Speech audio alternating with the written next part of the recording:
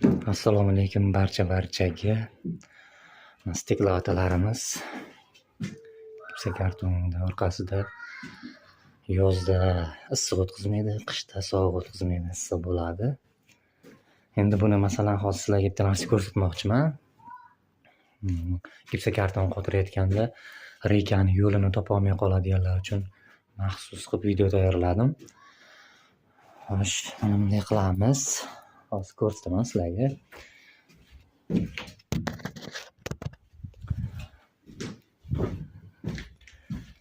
Rekaning yuqori qismiga samorezni urib olamiz va atvesni ilib olamiz. Shetga mana atvesni ilib olganimizdan keyin atvest o'z joyida to'xtaydi.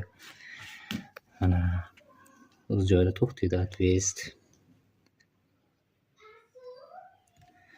To'xtagandan keyin shu atvest ipiga qarab, chunki yana bitta narsasi bor. Reka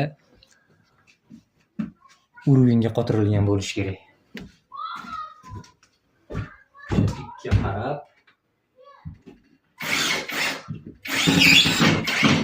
qarab qotirib qo'yamiz.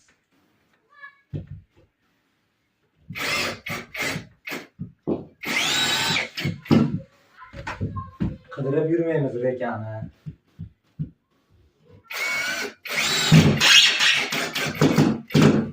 Reka qattiq qolib ketdi ekan. Yoqqan bo'lsa bitta like ayamaysizlar. Hammaga rahmat.